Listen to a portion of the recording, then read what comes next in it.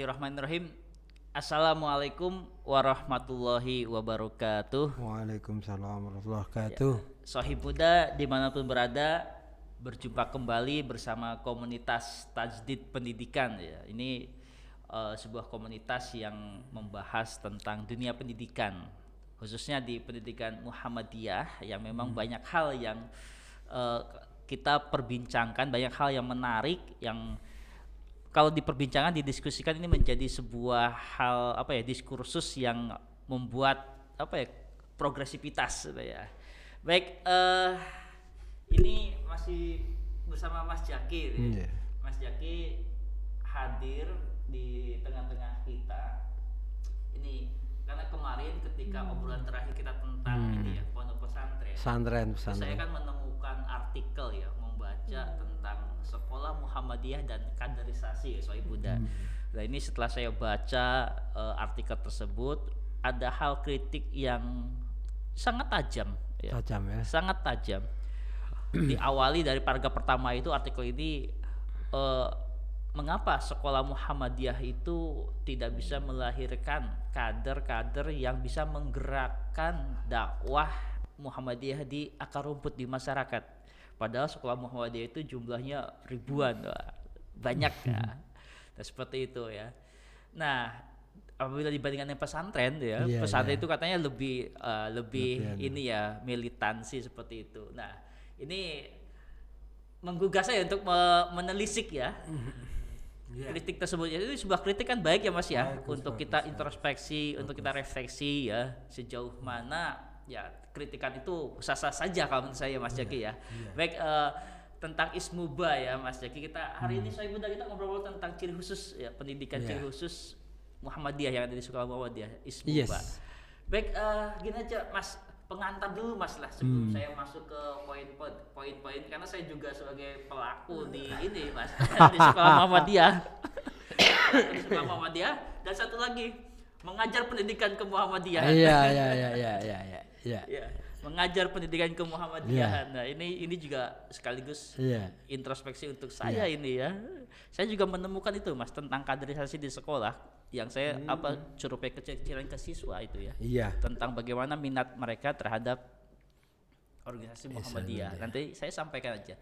Sekarang menurut Mas Zaki dulu pandangan umum tentang pelajaran ciri khusus Ismuba di Muhammadiyah itu memang karakteristiknya seperti apa sih? Saya pernah integralistik, kemudian apa saja yang diajarkan di ciri khusus itu agar Sohib Buddha ada gambaran. Iya. Sebagai gambaran dulu Mas. Ya, assalamualaikum warahmatullahi wabarakatuh. Waalaikumsalam.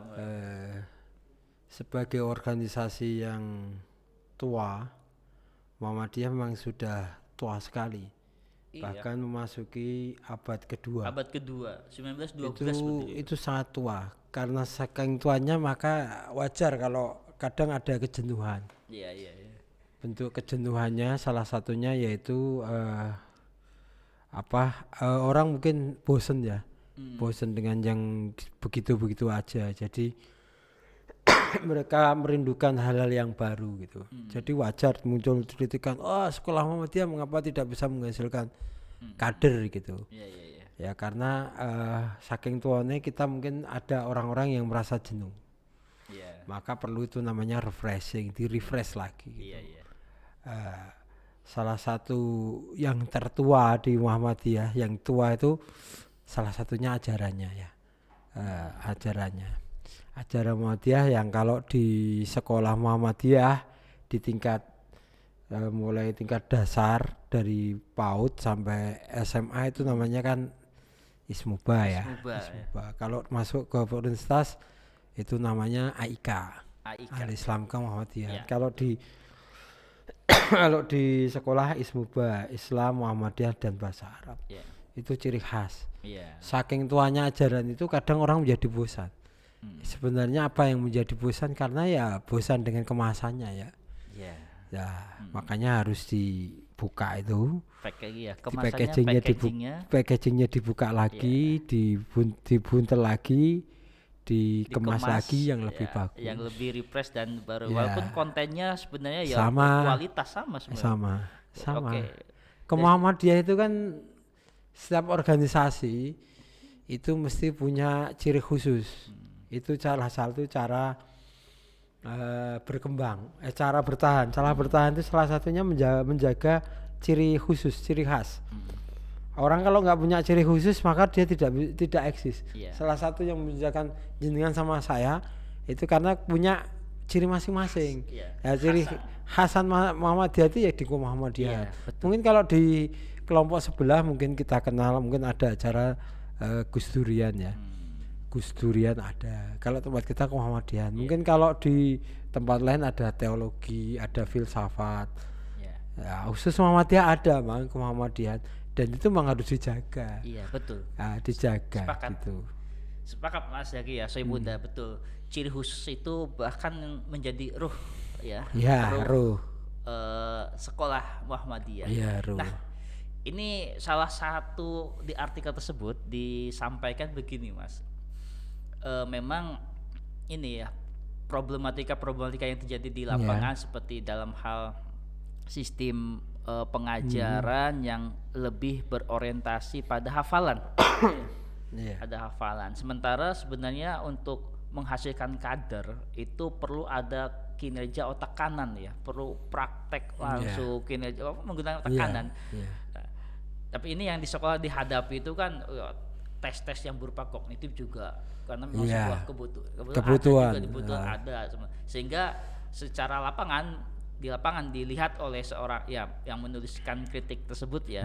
Saya nggak sebutkan namanya aja, tapi intinya kita membicarakan apa yang jadi kritikannya ya. Bersifatnya masih hafalan. Sehingga tantangan bagi sekolah itu bagaimana mengemas tadi packaging gitu ya. Mengemas. Terus yang kedua dari sisi latar belakang gurunya itu. Banyak yang di sekolah Muhammadiyah yang mengambil guru ya tidak tidak sesuai dengan ini ya latar belakang pendidikannya asal asal mau sehingga ya udah dari latar belakang tidak mau sehingga ke kontennya pun hanya sekedar untuk mempelajari konten-kontennya diajarkan tidak pada penggerakan ruhnya itu. Jadi itu yang jadi salah satu titik tolak gitu. Salah satu. Kalau Mas Jaki iya benar. Memang itu masalahnya di packaging aja. Kalau ajarannya sama ya. Itu kan karena ini penyakut ini. Kalau ajaran Muhammadiyah diajarkan tidak sesuai dengan konteks yang berjalan saat itu, ya tidak akan jadi menarik. Jadinya hafalan. Ya karena apa? Eranya sudah berubah. Siswa dulu dengan sekarang beda. Kalau siswa dulu mungkin dengan model-model hafalan, doktrinasi cukup. Kalau era sekarang kan bukan. Eranya sekarang itu kan eranya siswa kan, eranya student sentence. Kalau kita ngomong agak berat di teori belajar ya. Sekarang kan eranya teori belajar yang konstruktivisme. Jadi dibalik. Jadi jangan dari gurunya tapi dari muridnya. Jadi kita balik ke konteksnya. Jadi temanya apa? Namanya Muhammadiyahan. Kita cerita namanya Muhammadiyah itu cerita yang paling menarik kan Geger Al-Maun tuh. Saking menariknya diulang-ulang terus sampai bosen. Dibalik sekarang caranya diskusi kan. Teori yang konstruktivisme gitu. Dibalik dibuat kelompok-kelompok kecil, murid-murid disuruh mengkonstruksi pemikiran Muhammadiyah seperti apa, tapi dalam panduan guru. Makanya cerita Geger Al-Maun itu dibalik sekarang. Murid yang suruh cerita. Sekarang apa sih masalah sosial yang berlangsung yang terjadi di masyarakat seperti apa? Kita balik tuh. Mereka suruh menginventarisir, mengomentari, memberi solusi. Nah, kemudian kita memberi sapuan-sapuan ajaran Muhammadiyah di situ. Itu masuk ke metodologi ya. Metodologi cara pembelajaran yang menarik itu salah satu ya itu untuk mengaktifkan siswa. Jadi siswa yang menjadi subjek pembelajar ini. Berarti memang pengemasan guru dalam hal ini mengkontekstualkan, mengkontekstualisasikan. Gitu. Ini salah satu hal yang perlu dimiliki guru-guru Muhammadiyah ini. Harus. Mungkin guru-guru sekolah Muhammadiyah harus seperti itu. Harus. Karena kurikulum Ismubah itu salah satunya ruh ya. Sehingga menjadi ciri pembeda, ciri khas yang bisa membawa pada sekolah itu menjadi sekolah yang ah. mudah dikenal, Oh, karakter benar, ke benar, akhlaknya memperhatikan lebih. benar, Betul ya, seperti itu ya, Mas? benar. Gurunya sendiri memang harus dilatih. Oh, Jadi tidak hanya kita asal nunjuk guru, asal dia kader dia ngajar. Guru sekarang menurut hemat saya tidak harus terlalu pinter, tidak harus terlalu pinter daripada anaknya, tapi dia mampu membawa anaknya menuju level yang lebih tinggi ya gitu. memfasilitasi istilahnya itu ya. Iya, gurunya harus di apa kalau dulu namanya ada TOT lah, training of trainer apa di Ya, ya. Baitul Arqam atau gimana Iya, betul. gitu. Betul ya, kalau mungkin bahasa pemerintah sekarang itu ya guru penggerak tuh ya. Iya, Sebenarnya Muhammadiyah juga dari itu sudah bergerak dulu Iya, ya. Ahmad iya. Dahlan sudah mencontohkan sendiri Iya, ya. iya. Muhammadiyah itu ya pergerakan. iya, Sehingga sekolah apapun dakwah Muhammadiyah, sekolah Muhammadiyah ya gerakan. Jadi dari dulu sebenarnya seharusnya guru-guru Benar. sekolah Muhammadiyah itu ya bergerak. Dalam Benar. arti ya progresivitas metodenya juga harus ini Berubah. semangatnya. Iya, semangatnya benar. sudah punya Iya. sebenarnya Mas ya. Masih sudah punya, bahkan kalau bicara siapa yang lebih dulu, Muhammadiyah lebih dulu. Iya. Tapi siapa yang menarik belum tentu kita lebih menarik. Nah, Sama-sama ajarannya, tapi kalau dikemas dengan cara yang baik. Toh ini bukan apa doktrin ilahiyah ya. Bukan kan? Iya. Ini bukan doktrin ilahiyah. Kita bebas sih mengkontekskan gitu. Anak-anak kalau tidak dikontekskan dengan kekinian, tidak dikontekskan dengan era sekarang, iya. tidak menarik gitu loh. Pelajaran Ismuba tuh di sekolah itu ada ini ya, satu akidah ya, Akidah, ya, akhlak, iya. kemudian tarikh ya, bicara Tarikh, sejarah. iya. Bicara sejarah, kemudian ya bahasa Arab ada, Bahasa Arab ada. bahasa Arab, Fikih, fikih, ya, fikih. fikih ya, dan satu lagi pendidikan kemuhammadiyahan ya. Iya, Ismuba kan. Ismuba, Ya. pendidikan kemuhammadiyahan. Jadi bukunya tuh sendiri-sendiri itu Mas. Ibunya sendiri kan? Sendiri ya. Makanya menarik sebenarnya itu. Sendiri-sendiri. Tapi ya ini juga diskursus ini ya, diskursus tentang penintegrasian itu ya. Pengintegrasian dari apa ya? Ya karena memang pelajarannya banyak, bukunya sendiri-sendiri sih seperti itu ya. Mungkin dalam praktek bisa nggak sih sebenarnya guru itu mengintegrasikan dalam bentuk PAI misalkan gitu? Bisa diintegrasikan. Makanya saya kan tadi menyampaikan ada TOT ya, training of trainer. Jadi tidak hanya sekedar Baitul Arqam. Kalau Baitul Arqam itu kan lebih ke pembekalan. Sorry bahasanya mungkin doktrinasi. Ini loh Muhammadiyah, kalau jadi guru Muhammadiyah gini, harus punya ideologi gini. Iya. Iya Kak. Tapi kalau TOT itu inilah cara menjawab. Gimana sih cara kamu menyampaikan dengan menarik? Ini lebih ke metodologi pembelajaran sih menurut Betul. saya. Itu Muhammadiyah juga harus memperhatikan seperti itu Mas. Apanya? Contohnya seperti Majelis Digasmen harus memperhatikan sampai ke TOT, Oh ya, jelas. menyampaikan ini ya, melatih gurunya Jelas. dalam hal pembelajaran bagaimana khususnya di ciri khusus. Serius, jelas enggak, jangan hanya membeho ya, dalam artian ini diajarkan cerita Pak Dirman katakanlah. Salah satu bagian dari Muhammadiyah di SD itu kan ada cerita Pak Dirman. Kalau Pak Dirman diceritakan cukup baca aja 5 menit 10 menit selesai. Iya. Tapi kalau dikontekskan, Iya. Itu lebih menarik bagi siswa itu Iya. ya. Dengan ya eranya siswa saat ini. era sekarang, karena anak-anak sekarang itu lebih suka mengkonteskan, suka mempunyai pikiran sendiri. Eranya memang udah berubah. Iya, betul. Bukan betul. karena apa-apa, memang eranya udah berubah. Betul. Nah, ini di salah satu kritikan yang artikel yang saya baca juga ini ya menyarankan ya untuk Iya. ada pendampingan ya. Iya. Dalam arti untuk pembelajaran ciri khusus tuh harus benar-benar menjadi ruh di sekolah tersebut dan sehingga menjadi unggulan Iya. karena memang sifatnya itu ya ke karakter anak itu diperhatikan juga betul ya Mas ya. Oh Di iya, sekolah Muhammadiyah itu. Jadi harus. karakter pembiasaan. Oh iya. Nah, itu yang menjadi nah, Mas Jaki pernah nggak baca hasil riset tentang bagaimana implementasi Ismuba di berbagai sekolah, hasil risetnya? Oh, baca saya. Eh, Jadi intinya gini kan, kenapa kok di sekolah Muhammadiyah tidak menghasilkan kader yang handal? Karena simpel sebenarnya, bukan mereka nggak mau jadi kader, bukan. Ya, oke, menarik ini coba. Ya. Bukan. Karena apa? Karena jadi kader Muhammadiyah nggak menarik. Tidak, bahasa anak sekarang mungkin tidak keren gitu. Itu hanya masalah tampilan sih. Tidak keren, tidak anu. Bergeraknya kan hanya seperti itu. Coba kalau anak-anak disuruh gini nih, disuruh podcast, disuruh membuat video, disuruh apa gitu, lebih ke metodologi menurut saya, Iya, lebih ke metode pembelajaran. Saya pernah Ya. melakukan apa ya, semacam riset kecil-kecilan di kelas, di Iya. kelas saya yang saya ajar gitu ya. Iya. Tentang kader Muhammadiyah. Kebetulan temanya tentang kaderisasi Muhammadiyah itu. Iya. Saya coba aja bertanya ya. Mas Mbak, ada yang tertarik menjadi kader Muhammadiyah nggak? Saya bertanya awal seperti itu. Apa yang terjadi Mas di kelas? Pada diem Mas, nggak ada yang ngacung. Hanya paling 1-2. Oke.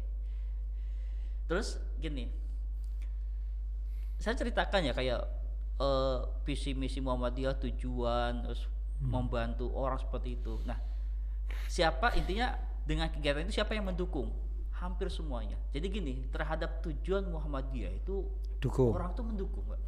Tapi gini, ketika ditanya siap nggak jadi kader, masih mikir.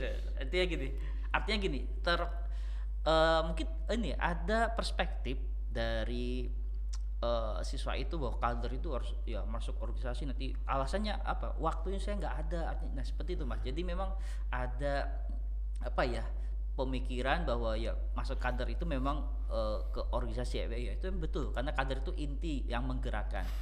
Tapi memang gini, saya pernah membaca tulisan artikel dari Buya Syafi'i almarhum gitu ya, bahwa sekarang apa ya, mengartikan kader juga sekarang harus lebih luas ya. Artinya Dikontekskan ya. ya gini, lewat pengkaderan non formal pun ya itu perlu untuk digalang ya. Jadi orang-orang yang setuju dengan Muhammadiyah itu kan mereka berbagai macam profesi ya, atau mungkin model-model komunitas, tapi mendukung untuk pergerakan Muhammadiyah ada, itu juga harusnya ada kader, harus lebih luas konteksnya, tidak hanya jadi pengurus inti saja. Benar, yes. Oke. Kalau Mas Jaki gimana melihat itu? Gini, anak sekarang beda dengan anak dulu. Itu harus kita pegang dulu. Zaman udah berubah. Anak dulu itu masuk ke sekolah kertas kosong, Mas. Kertas kosong, mereka nggak ada isinya dulu, kosong gitu. Tapi anak sekarang beda. Sehingga gimana? Sehingga kalau kertas kosong kita didoktrin dengan guru ceramah, siswa selesai. Oh ya, terus ada soal menghafal ingatan nilai selesai. Eranya kita kayaknya. Era kita. Anak sekarang tidak kertas kosong. Bahkan mereka anak-anak kecil yang usianya mungkin TK, mungkin SD kelas 1, mereka udah berisi loh. Iya, betul. Dan tapi parah itu. Isinya parah banget. Parahnya apa? Mereka berisi itu bukan karena membaca. Karena yang gadget ini terbiasa YouTube. Informasi YouTube. Betul. Betul, soal muda ini ya. Gitu. Menarik ini apa? Anak-anak TK pun yang nol kecil, mereka dapat informasi dari YouTube lengkap. Paham. Mengikuti nyanyian di YouTube. Kalau nggak ada pengawasan dari orang tua, berat nih ya. Emang seolah-olah anak-anak sekarang tuh pinter-pinter. Iya. Mereka tahu segalanya, tapi mereka nggak baca. Mereka melihat. Iya. Menyerap. Makanya tadi ketika dengan mengadakan riset, mengadakan kelas, siapa yang mau jadi kader Muhammadiyah? Diam mereka. Karena dalam alam pikirannya mereka sudah punya mindset Muhammadiyah itu apa sih? Mereka hanya butuh konfirmasi gitu. Ketika diajak, bagus sih, bagus, tapi nggak mau jadi. Karena mereka eranya memang lebih individual. Benar yang jenengan katakan bahwa sekarang mereka itu butuh berorganisasi sebenarnya, tapi sifatnya lebih informal, lewatnya komunitas, contohnya ya komunitas ya futsal, olahraga yang ya nggak banyak struktur banyak itu struktur formal ya. Gitu. Kebutuhannya itu gitu. Iya. Tapi memang ya kaderisasi di Muhammadiyah memang penting, tapi ya kaderisasi prosesnya juga di Muhammadiyah ada yang sifatnya formal dan non formal ya. Ya, Sehingga memang dua hal ini ya perlu juga mendapat perhatian intensif ya untuk masalah kader, terutama kegiatan non formal dulu. iya, makanya gini. Kita kan pernah membahas Muhammadiyah itu pernah mengalami fase pelembagaan. Iya, Pelembagaan itu kan namanya formalitas, iya. faktor formal. Muhammadiyah itu kata formal tuh sakral. Jadi kalau mau jadi Muhammadiyah ya harus formal. Iya enggak?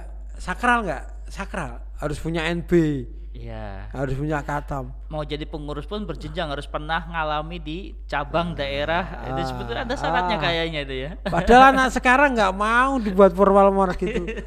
Menarik ini untuk dikaji nih ya tentang pengkaderan nih ya. Gua mau lari juga lari gitu. Makanya sekarang jangan heran. Yang disuka itu yang non formal atau informal itu kekuasaannya dahsyat loh. Anda tahu ustadz YouTube gitu. Iya. Ustadz YouTube. Iya. Mereka informal loh, nggak punya organisasinya. Iya. Tanya apa informal, nggak ada. Pengikutnya banyak. Pengikutnya banyak, Iya. gerakannya banyak, Gerakannya banyak ya. uangnya banyak. Iya, iya. Bener itu loh, efek. Iya, uangnya betul, banyak betul. loh ya. Iya, iya. Bener loh ya. Sebenarnya ada jalan tengah, gerakan masjid sebenarnya. Masjid itu kan informal tuh, tapi kan bisa uang kan dikumpulkan di masjid. Payungnya kan masjid bisa. Iya. Oke. Muhammadiyah harus mengikuti ini perkembangan ini. Sekarang saya tanya, dakwah Muhammadiyah di dunia medsos Iya. semarak enggak? Itu salah satunya juga. Mengapa kok Masih gitu? betul. Masih kalah dengan lembaga lain. Masih kalah kan? Masih kalah. Kalah yang informal tadi. Iya. Kaya lo yang informal lo.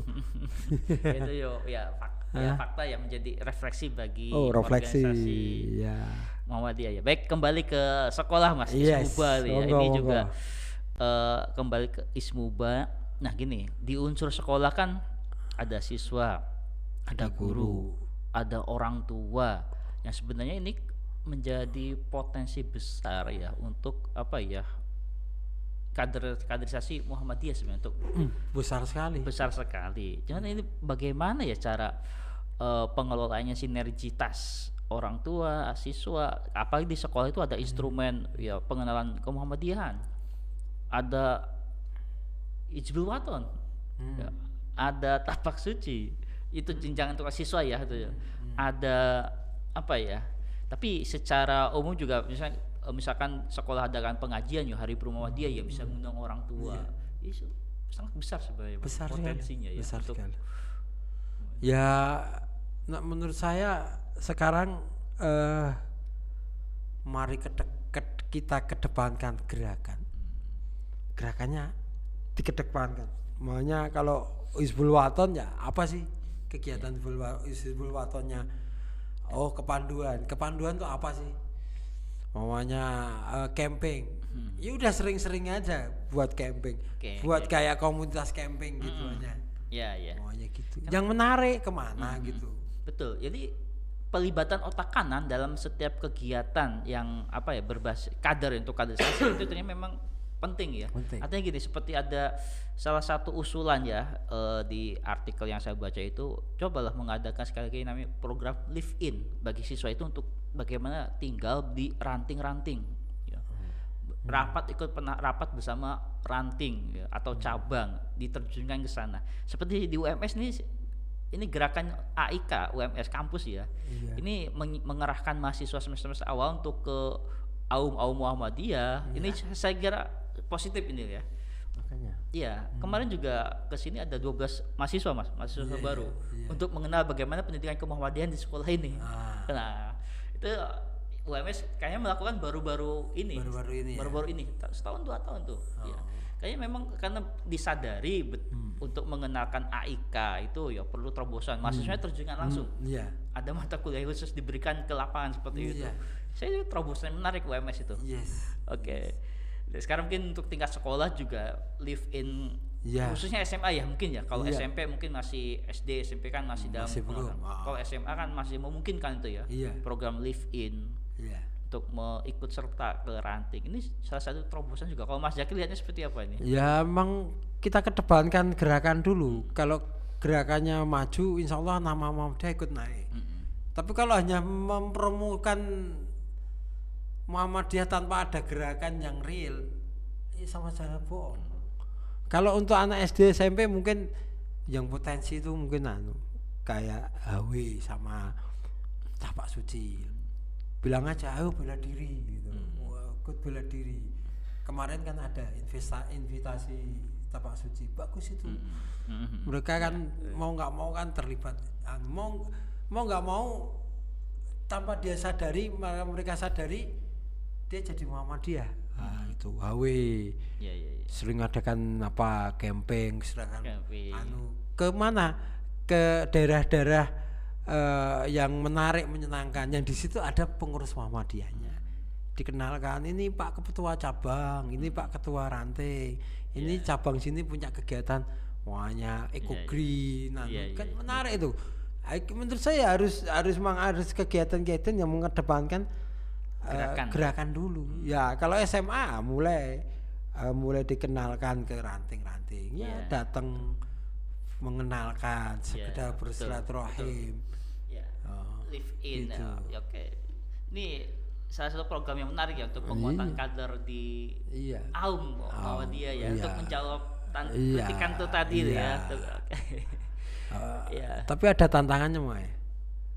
Apa tantangannya itu sekolah itu lebih ke ke regulasi pemerintah itu masalahnya di situ. Makanya perlu ada bagaimana ini kreativitas pengelolaan ya. Jadi regulasi yang mengarah ke formal juga ya, karena memang lembaga formal ya, ini jadi tantangan ya. Bagaimana menyeimbangkan antara kegiatan formal, kan contohnya tes yang sifatnya kognitif. Kemarin tes yang mana ciri Ismuba itu tesnya contoh untuk tingkat SMA juga ya luar biasa materinya, hafalannya. Waktu ujian sekolah aja itu soalnya kan dari wilayah itu dari atas. Sementara yang diajarkan dengan di sekolah dengan wilayah kan, maksudnya wilayah kan tidak tahu kondisi di sekolah, tiap sekolah seperti apa yang mereka ajarkan, apakah di guru itu kan tiap daerah beda-beda. Sebenarnya kalau Muhammadiyah itu diserahkan ke sekolah masing-masing apa ke daerah masing-masing, menurut saya loh ya. Terus, itu urusan saya. Itu usulan saya. Ya, usulan nggak apa-apa, kita sini bebas, tapi juga kita berdiskusi ya, berdialog. Sementara dari atas itu langsung diberikan alat tes, alat ukur. Sementara yang antara alat ukur dengan realitas di sini kan berbeda. Yang berhak mengukur gurunya sendiri yang tahu. Dan itu membuat Muhammadiyah tidak menarik loh, karena tidak sesuai dengan konteks masyarakatnya. Gini, soalnya dari wilayah. Terjun di Solo mungkin nggak terlalu berbeda jauh kan, Solo dan makanya soalnya pembuatannya di Semarang, Semarang kan masalah. Tapi ketika soal itu terjun di Wonosobo, di Magelang atau di Cilacap yang di situ kulturnya pegunungan, kulturnya laut, jadi nggak menarik itu nggak konteks memang ada plus minusnya. Ya dari sisi plus kalau saya perhatikan ya memang dari sisi sistem aja, karena IT cepat ya, pakai komputer semua sekolah bisa mengakses, itu salah satu kemajuan memang patut. Cuman dari sisi konten itu kan untuk menjadi alat ukur untuk sebuah sekolah yang mungkin guru mengajarkan kemuhammadiyaan atau mengajarkan itu kan beda-beda. Ada yang itu kan murni otak kiri karena hafalan. Dan pilihan ganda semua itu kemarin itu. Makanya jadi gak menarik Muhammadiyah. Akhirnya mungkin bagi beberapa siswa soalnya susah sehingga menjadi susah kemuhammadiyahan. Terus ada kesan seperti itu. Goalsnya apa? Goalsnya itu siswa memahami Muhammadiyah atau siswa menghayati lulus dan tidak itu. Itu berarti memang sistem kognitif masih terjadi. Padahal untuk suksesnya mencetak kader itu sistem otak kanan menghayati kemudian meresapi gerakan itu penting. Penting sekali. Di situ makanya kalau sekolah terlalu formal dan lebih pada kognitif, mungkin bisa dipastikan untuk proses kaderisasi akan mandek. Karena apa? Tidak terkonteks kan?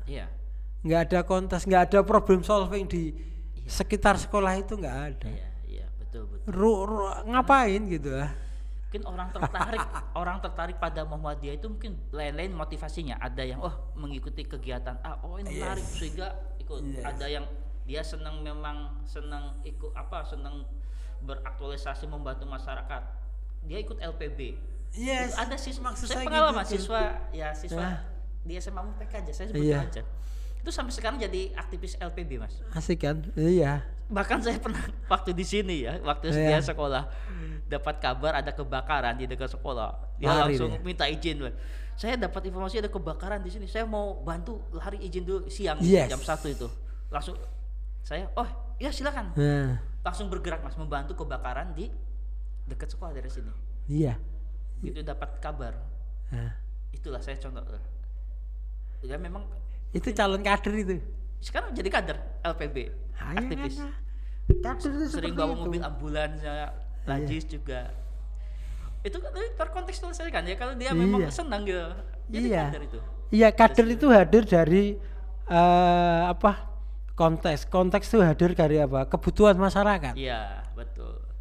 Karena anak-anak itu butuh aktualisasi diri gitu loh. Saya itu berguna loh. Saya buat betul buat masyarakat. Buat komunitas berguna loh. Iya. Penting itu perasaan gitu tuh. Penting gitu, makanya itulah otak kan mendukung kegiatan kalau pengen ikut. Iya benar. Walaupun ya misalnya meninggalkan jam pelajaran ya. Kita berpikirnya kalau misalkan berpikirnya kita saklek, ini jam pelajaran, kamu jangan. Sini pelajaran dulu seperti itu. Iya. Tapi oke, silakan. Jadi kader Mas. Itu namanya kan kebijakan guru masing-masing. Kalau masih jam 10, jam 11 sampai jam 12 ya jangan. Tapi kalau siang ya terserah monggo. Iya, itu kebetulan masih itu kalau ada kegiatan-kegiatan yang terkontekskan, kegiatan yang menjawab kebutuhan masyarakat, anak ikut, anak merasa kanggu, merasa berguna. Jadi itu kader. Iya. Banyak. Pondok kelebihannya di situ. Iya. Karena pondok itu ada pengabdian kan. Benar. Jadi memang diakui dia tuh eksistensinya diakui, maksudnya bahwa dia diterima di masyarakat itu akan menjadi penguat bahwa saya diterima di sini, saya harus memberikan pengabdian. Benar. Pondok itu masa studi SMP MTS 3 tahun, SMA 3 tahun. Itu 6 tahun ya. Tapi mereka tidak langsung lulus mereka ada masa pengabdian setahun. Itu yang membuat mereka jadi kader. Kalau mereka jadi pengabdian, ada yang cocok, seneng, jadilah dia kader. Tapi kalau dalam masa pengabdian ada yang dia nggak cocok, nggak kader, ya nggak apa-apa. Paling nggak dia punya pengalaman hidup. Iya. Gitu. Betul. Oke. Ya itu gitu Mas ya. Tentang ini ya.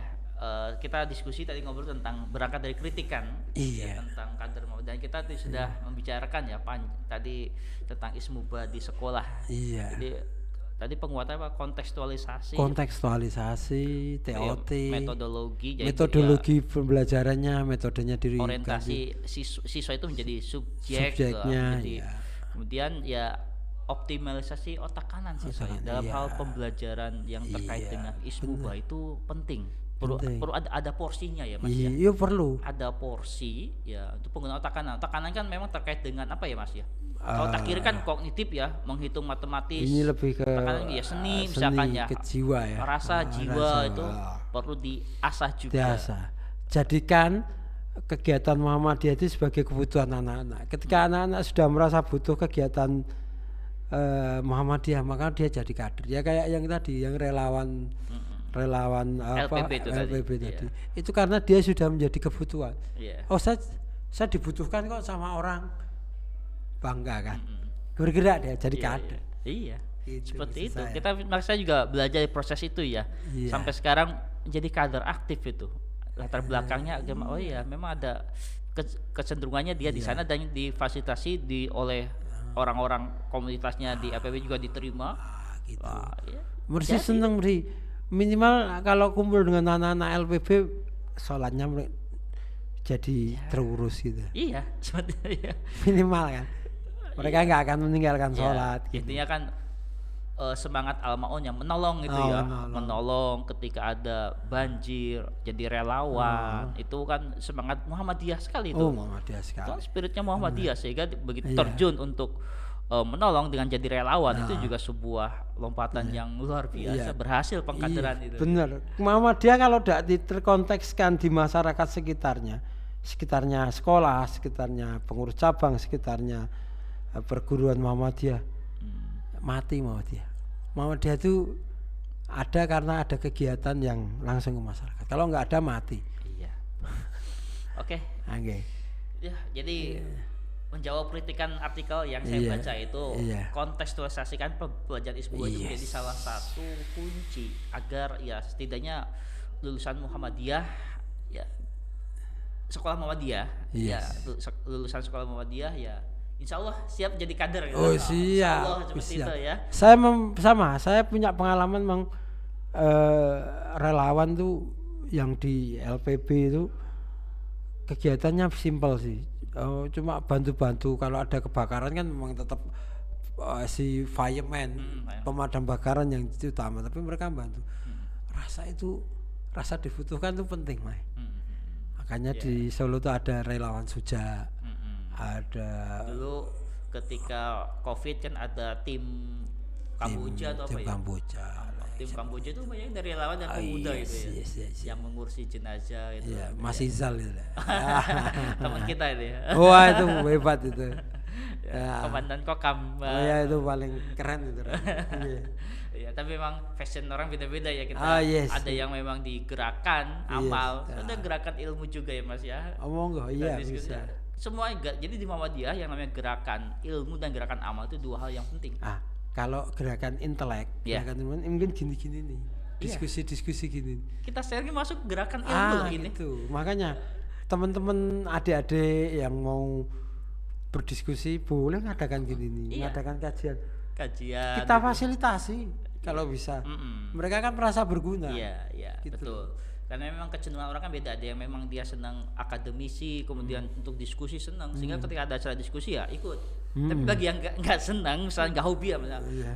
langsung ke aktualisasi kegiatan, Boleh. itu juga bisa. Jadi memang dua-duanya itu oleh Muhammadiyah diperhatikan. Diperhati- Dan memang itu penting, ilmu dan amal itu kan Iya. menjadi kunci ya. Iya, kunci. Iya. Jadi kunci ya.